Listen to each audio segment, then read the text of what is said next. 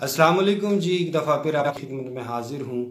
दोस्तों, आज की इस वीडियो में हम बात करेंगे कि अवामी नुमाइंदे इलेक्शन में पास होने के बाद तरक्याती काम क्यों नहीं करते। उसकी चंद वजूहात जो मेरी नज़र में है मैं आप लोगों के साथ शेयर करूँगा। सबसे पहली वजह तो ये कि हम अपना वोट चंद हज़ार चंद लाख के एवज अपने पूरे ख़ानदान का वोट जो है वो उस उम्मीदवार को बेच देते हैं,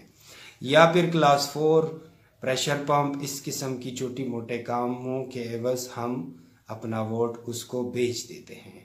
तो वोट का सौदा करने के बाद वो उम्मीदवार मेरे लिए क्यों काम करेगा, सोचने वाली बात है।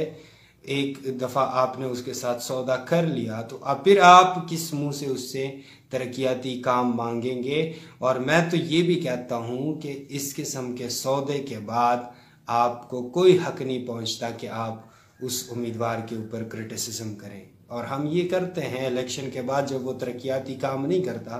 तो हम मुख्तलिफ तरीक़ों से, यानी सोशल मीडिया या जिधर भी हो, जिस तरह से भी पॉसिबल हो, हम उसके ऊपर तनकीद कर रहे होते हैं।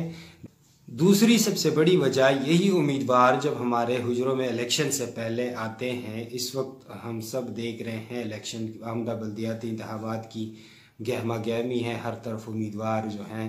डोर टू डोर कैंपेन में मसरूफ़ अमल हैं।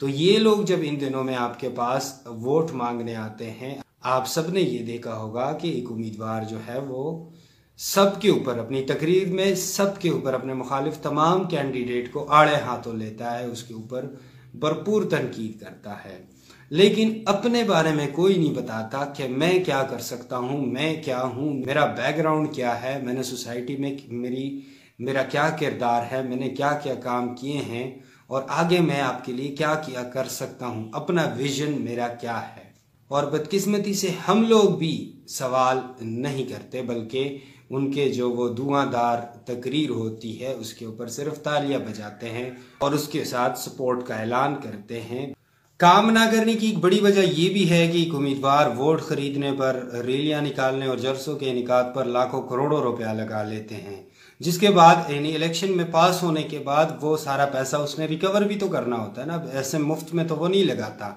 उसने ये पैसा डबल करके निकालना होता है, वो रिकवर करना होता है, जिसके लिए फिर वो क्या हिकमत अमली उसकी होती है वो सब हम सब जानते हैं।